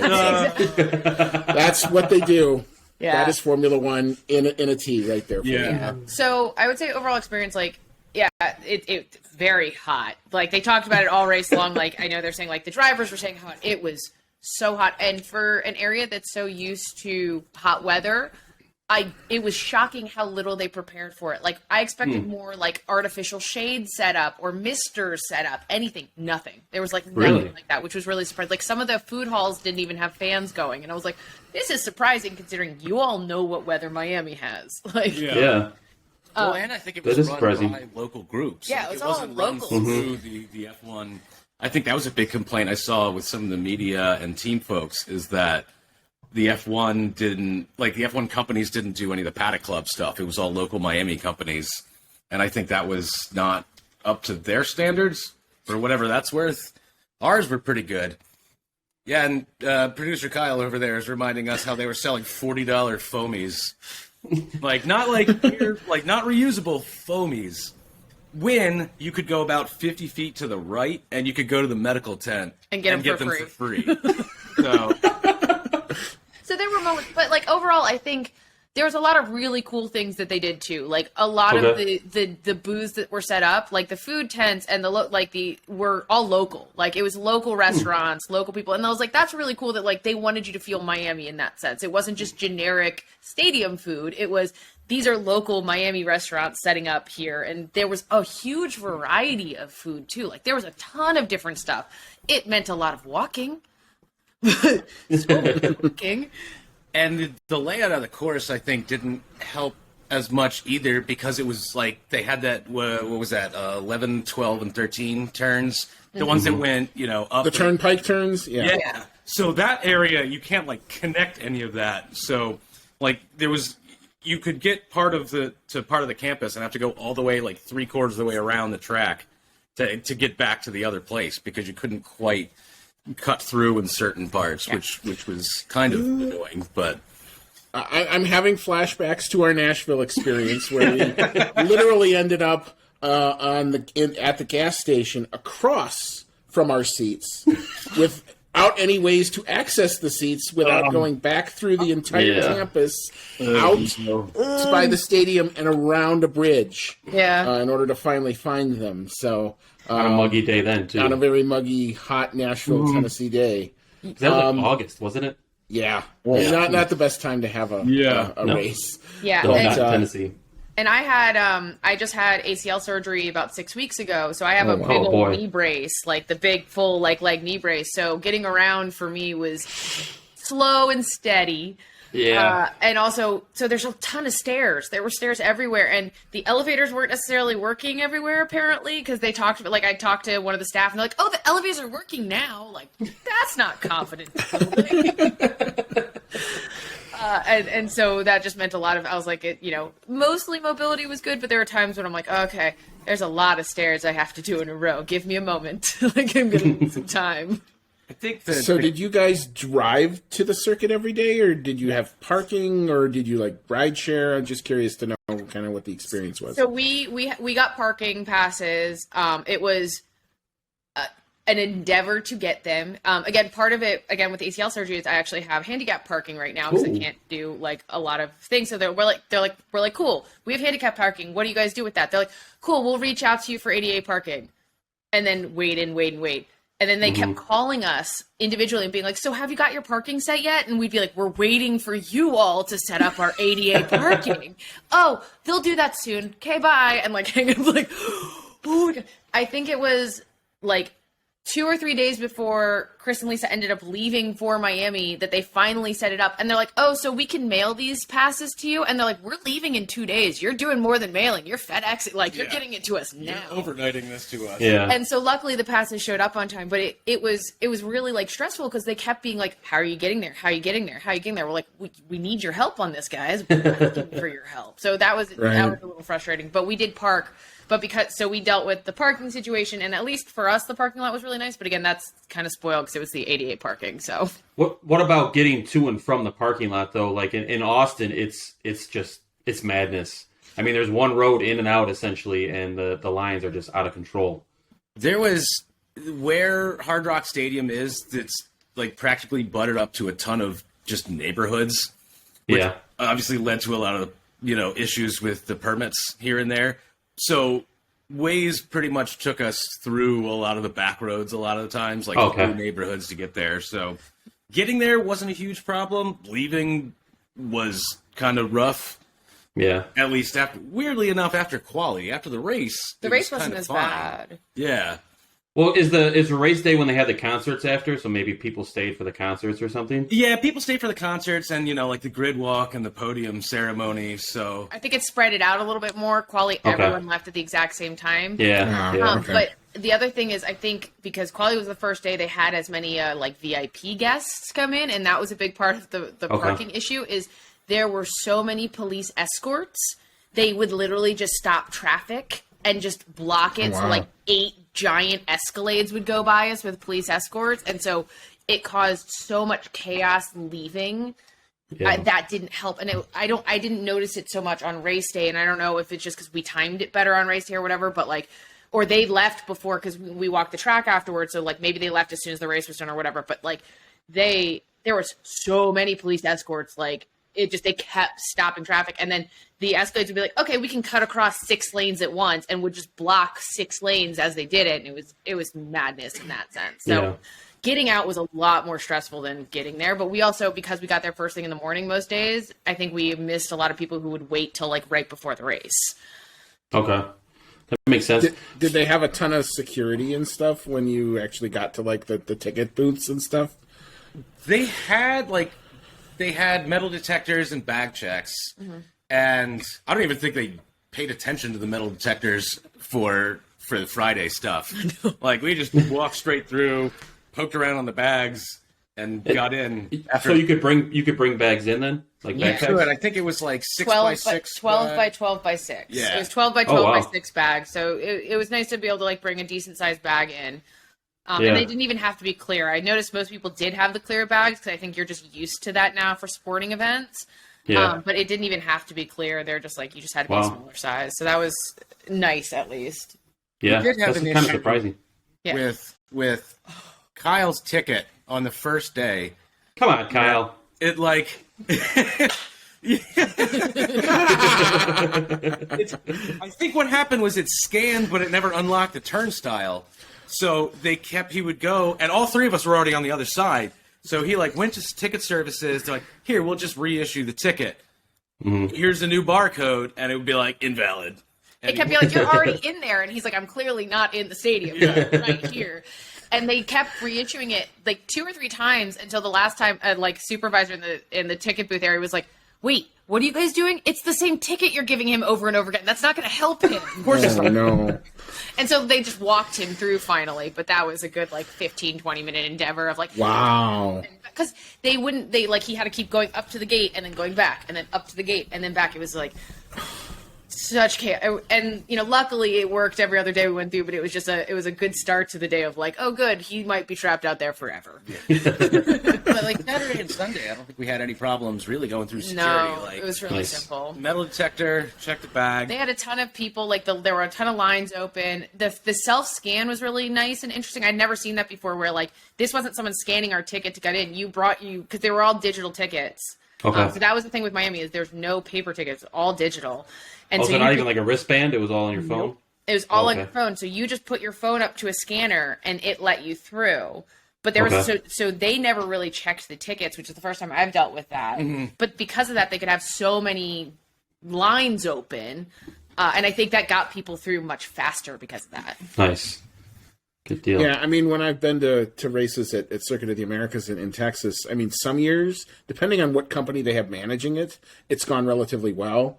And then I think last year they hired some new company that they didn't know exactly how to do the parking and stuff, and we ended up in what was supposed to be an easy lot to get in, but we couldn't get out because we were literally stuck, and there was only one exit and it was closed, so we waited for 2 hours to get out. So and I'm supposed to be in what was a premium lot, so it was not a fun experience, but it's good to hear that it kind of sounds like they had their game. I mean, any new venue is going to have these types of challenges. What you're saying is not uncommon. They'll learn from it, and hopefully they'll make it better. I think what really helped is they clearly got a lot of the staff from the Dolphins games and stuff like that. So they're we're used to big crowds all at the same time. So I think and they have that Super really Bowls helped. and things. So Right. Yeah. So where exactly were your seats? So we were in the Marina Grandstand. So we were, was it 5, 6, and 7? 6, 7, 6, 8. 7, and 8. Okay. Yeah.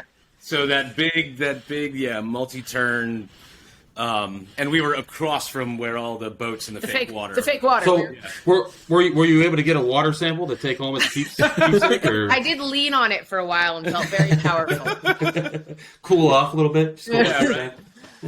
I mean, those seats were great, though. The arena seats. We had the big runoff area in front of us, which was really interesting because it was huge. And it felt like we were why are we so far from the track? But it looked good on camera angles we saw at least. So we're well, I guess it looks nice. So it was interesting because they were coming into that corner. They came in real quick. Yeah, it was so important on the exit of that as well. It was really interesting on the practice. We could easily tell we're oh, they're on a hot lap. It was really obvious who was on a hot lap or not because of that corner. And so we had some good seats. We also lucked into some shade, so we got shade during most of the race, which was also really helpful. Mm-hmm. That's clutch. So, and it was fun to be, in the McLaren fan section. So, every time a McLaren car would go by, you just hear people woo! It's just, so it was kind of fun being in the fan section. There were other fans there, too, and I think we had another fan section right by us. But that was kind of a fun little element to it of everyone was in, McLaren gear around us, which was a lot of fun. So, Katie, in the pre-show conversation we had, you mentioned that this was your first race of any sort, any racing series. So, I'm assuming you're a relatively new Formula One fan, or have you kind of been a fan for a little while? So I would say I casually would follow what was happening for 2 years or something. Mostly because the joke is I have an English bulldog, so I was Lewis Hamilton's fun because he has an English bulldog, and that's all I care about. And then it was also a troll to him because he was I'm tired of Lewis always winning. I'm this is funny to me. I'm gonna push this. So I think you would fit in just fine here. So I kind of casually followed what was going on. And then it was really last year that we started, I started more actively watching the races and actually trying to understand more. So it's probably been a full year, a little more than a year that I've been following. But I would say I knew of a lot of things for a couple years before that, mostly. Again, started with Hamilton, and then he was oh, I'm so tired of him winning. I'm oh, I'm leaning into this. So would you say that overall the experience is more enjoyable watching on TV, or now that you've been to one live, did you prefer that? And then also, do you think this is kind of kickstart you into getting bigger and bigger into Formula One? It It was a really great experience in person. I think it's tough at times on West Coast time, so sometimes some of the timing of races and like practice and stuff can be really difficult for me to catch. Races not always, but like especially practice and qualifying, it's just tough because I work, so like I can't always catch some of those. But it was really cool to see in person. But the funny thing was, we were listening like to the broadcast as we're watching in person because you miss stuff when you're You have to, yeah. Mm-hmm. So I think I definitely like. Well, this has definitely been a lot of fun, and I think I care more about McLaren now than I did before because it was really fun being in that section and everything. So it definitely, I think, inspired me to kind of tune closer in than I did before. But it's just the whole experience. Yeah, you feel the energy of the crowd. It makes it so much better. It's so much fun. Nice. And then, so for you, Chris, you seem to be a little bit longer of the Formula One fan between the two of you. And I know you mentioned you've been to Canada for the Grand Prix back in 2018. So it's kind of apples to oranges a little bit, but how would you compare or rate your Miami experience to the experience you had in Canada? I mean, apples to oranges is a great way to put it. And not just because I think 2018 was when I really, really started getting into Formula One. Like, I've been casually interested for years. But just the area is so totally different, and I guess just the setup is different. Like, I obviously, Villeneuve is a permanent racetrack, and it's a park. Yeah, and just that whole setup was different, and we could take mass transportation to it. But yeah. I mean, it was just as fun. I mean, you can't actually know what's going on in the race half the time, especially once you get into the pit strategy stuff, and it's like, all right, I don't know who's on, who's where, when. I both were incredibly enjoyable. I will say that. Good. And yeah, I don't know if I would go to Miami anytime soon because it was a little pricey, especially compared to Canada. Yeah, it was probably 3 times as much to go to Miami as it was to go to Canada. Wow. So and it'll probably only get more expensive. And it's gonna, but I'm looking forward to Vegas, so Yeah. that's gonna be a lot of fun. I'm already starting to make plans for it, which is kind of cool because it was a great experience, but just also like I was like, hey, that's much closer to me out in the West Coast and stuff like that. So right. that also might be quite pricey, so we'll have to see. Oh yeah, I'm anticipating that one to be crazy. I know they haven't even mentioned a date because I think the second they do, all the hotels in that area are just going to go away. So, like, the number of people who are, like, saying, like, hotels have just blacked out the month, basically, and, like, unless you're an exclusive member, you can't reserve now during that time period, because they don't want people, because people are always saying, I'm going to reserve every single weekend, and then I'll just cancel the weekends that aren't the race. They're like, no, we're not going to let you do that. But there's the number of people we talked to in Miami that are like excited and wanting to go to the Vegas race. It was a lot. It was just like a lot of people we're talking to. They're already making plans. They're already talking about like doing it. I'm definitely doing Vegas next year. I'm definitely doing Vegas. So like, it's clearly getting like the energy up and people are super excited for it, which is, great to see as well. The gatekeeping, as a newer fan, it's funny to see the gatekeeping of like the European fans of like, oh, these American fans and I'm tired of American races. And I was like, I get it, except, in the US, Vegas to Miami is basically like 6 countries away in Europe. Exactly. So it's not as accessible for people in the US. Culturally too. And culturally. Yeah. So like having that excitement in the US is kind of awesome to see. And people really like it. People are clearly going to travel for it too. Because again, the number of people in Miami who traveled to Miami, but the number of people who are like, oh, we're going to Vegas, like no question. They're already trying to book hotels because they're doing the same thing of like, we're already looking at hotels and we're already doing this, we're doing that. Like people are ready for it. So it's kind of cool. Nice. Yeah, I had a bit of a rant against the gatekeeping and the Europeans and the shitting on Miami GP before even seeing it in the last episode. So, yeah, getting a lot of that these days. Yeah, you're in good company here. We're thrilled to have. I mean, as someone, I've been following the sport since like 1997. Mm-hmm. So I've been in it for a long time. I was tweeting earlier this weekend. I saw a qualifying story on SportsCenter last night, and it was like a 5-minute segment on F1 qualifying. That's amazing. When would that have ever happened? That is wild. I was gonna say we didn't realize that they're showing the W series on ESPN too, which is that was like new news. Yeah. I don't even think we had that That on just the preview. broke actually this week. Yeah. They Yeah. just signed that. so Were that's really you exciting. able to watch that race as well? Yeah. Yeah. Well, the second one more than the first. We watched. Oh, we Okay. watched both races. It was both. it was the qualifying because so on Saturday gates opened at 9 a.m. and the W Series first qualifying for the first race was at 9:10. Yeah. And I was wow. like, really, 10 minutes after gates open, you guys are like, Better hustle.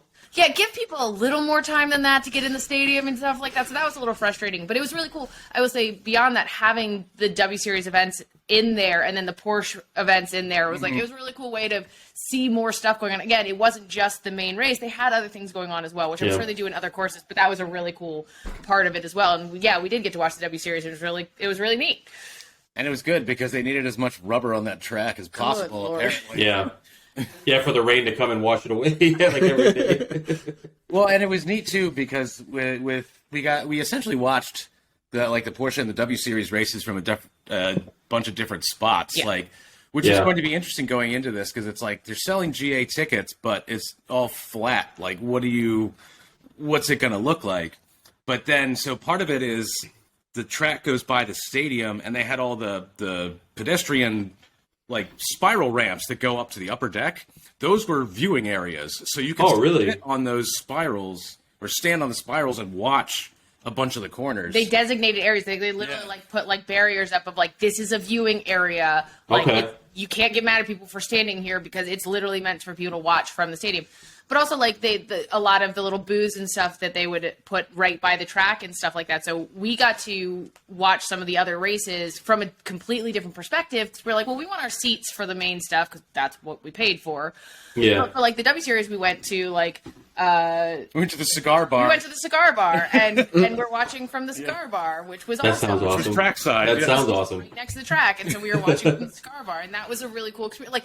Again, a very Miami because it was Cuban cigars in Miami. Well, not Cubans, but Miami cigars. Miami cigars. Miami cigars. Cuban family. yeah. But we were watching from tracks, and we got to watch there, which was really cool. The Porsche series surprised us all because it was so loud, so much louder. I think I remember that from Montreal because they're still running super hot. That was the only one where we actually needed The foamies. the for. foamies for. Yeah. Normally aspirated engines. Oh, yeah. I think Yep. one of the only series that still do it. Yeah. So that was Well, that was really surprising, but it was fun. That was one of my favorite parts of my Coda experience a couple years ago when we went to Austin was when they pulled out all the old school F1 cars to do some laps. Oh, It's so loud, just you're rattling, your bones are just shaking when they go by. But that was awesome.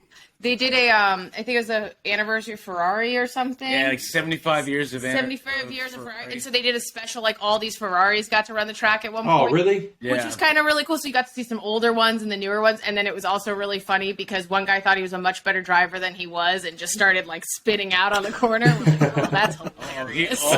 he almost put it into the wall. He when he almost took went Oh no! Oh, no. with it. clear, in a parade. yeah, it wasn't a race. It was just a parade, and he almost took it into the wall. But that Oh, was kind no. of really cool. They had a bunch on the around. There was that section that had the 5 or 6 in a row Yeah. on the side as well. So there's clearly a big Ferrari thing going on. Nice. So Sounds like something I would have liked. yeah, we watched that from the beach club, which Oh, wow. was Rug. Yeah, I was going to say the Tan Carpet Club. And carpet. And there was some real sand because they did a sand sculpture and everything. But most of Okay. it was just tan carpet. But we didn't explore where the pools were and stuff like that. Cause those are the ones that they're you have to pay another $1,000 to get in there. We're on top of your ticket. No, That's absolutely crazy. not. Wow. Though I did hear the broadcast the mermaids there. So there you go. Yeah. Kravitz was making quite not familiar with a lot of the mermaids there. We did have Martin Brundle walk in front of us. We did.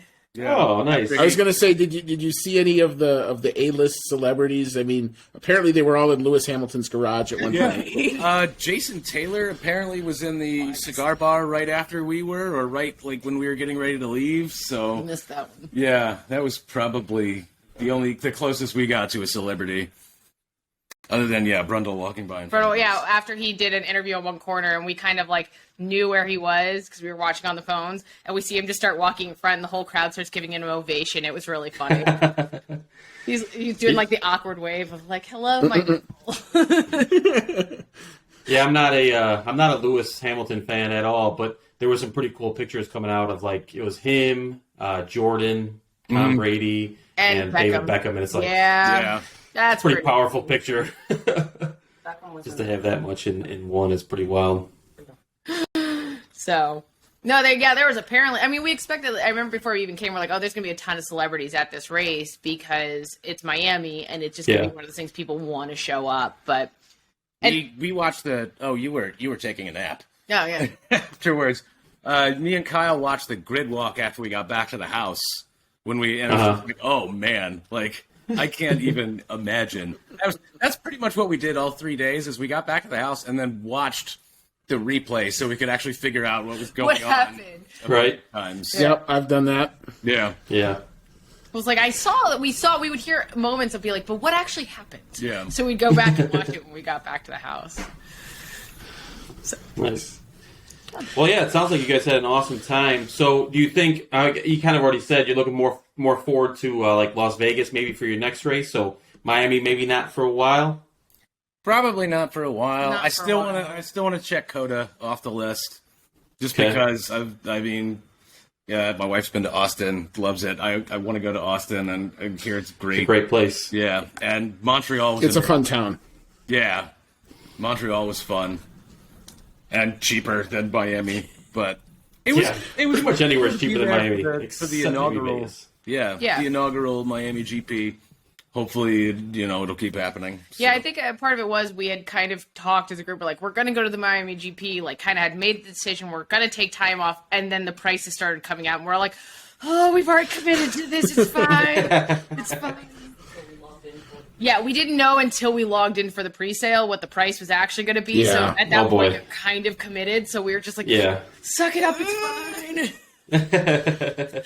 The worst was my number, because you guys know, like, you would get like that number or a time that they would give you. Mm-hmm. Yep. My number was to come up on the second day at like 9 a.m. I never got to my number. Yeah. So I never had a chance really to buy. And then about maybe, 4 or 5 weeks ago, they said, oh, by the way, if your number didn't get called, we have a bunch of seats for you.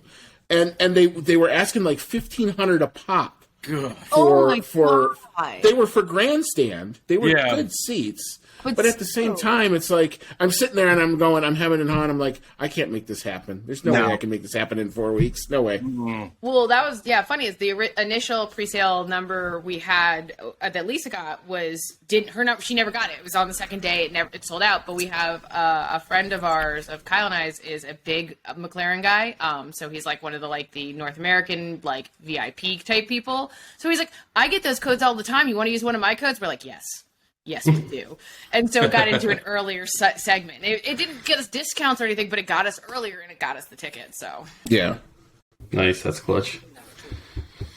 No, that we didn't have a choice either. That because we used his code, they're like, you're in the McLaren section. Like, okay, it's fine with us. They're McLaren fans, and I enjoyed it. So it worked out well. It wasn't like a bad thing, but it was funny. It was like, oh, we are in this section because they're like, no, you used this code. You're in this section. Okay. On behalf of the team, I'm sorry that it was such a bad result.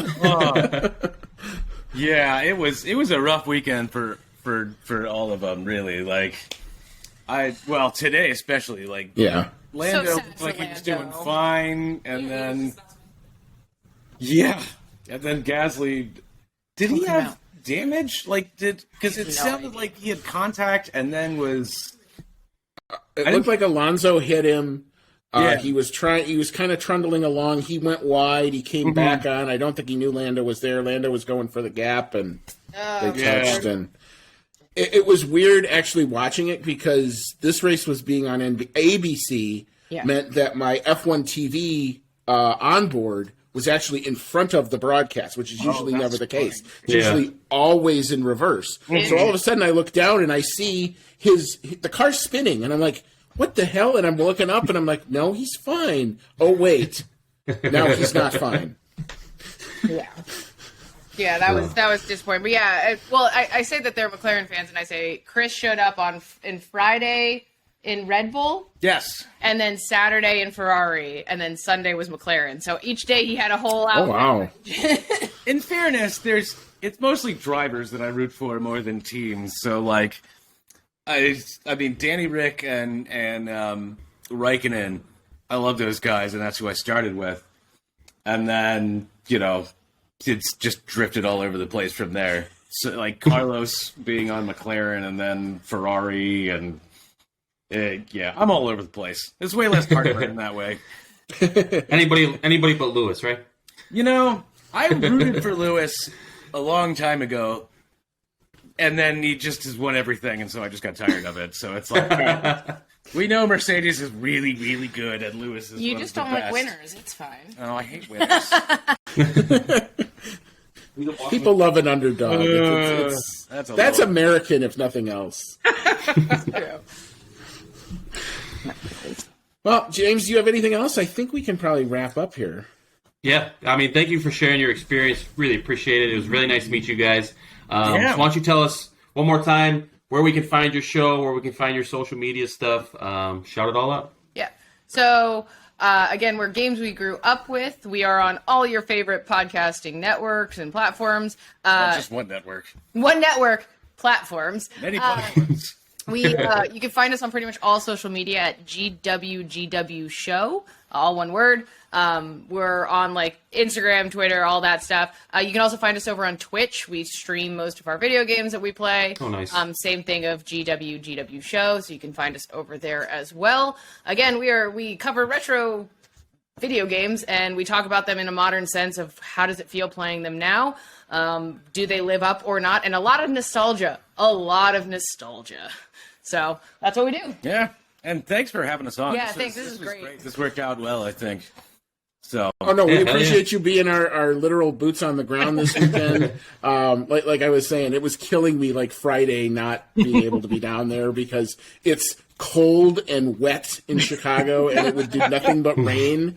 And I'm watching sunny, bright skies, and you are kind of telling me I was probably okay because I really don't like humidity. But at the same time, it was still that like I'm seeing other people who I know were there.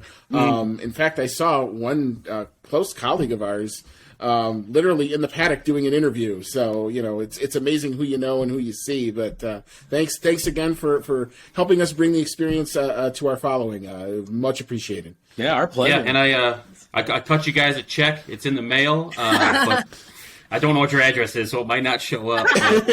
I meant well. They could supplement some of that sweet streaming money that we don't make. Well, you can start selling things out of the swag bag, and you'll be good. That's right. eBay. Right, I was going to say, apparently these things were quite expensive over the weekend. So Yeah, that is an F1 race. All right, so yeah, that's it for now. Thanks so much. We'll have to have you guys again sometime. Maybe in the off season, or maybe in the summer break, something like that. Summer break, we could definitely try to put something together. Yeah. That's great. And maybe we'll talk about F1 2022, the game, if it's not too new for you guys. That's right. But, it was nice talking to you guys. Nice meeting you, and we'll see you soon. See you soon.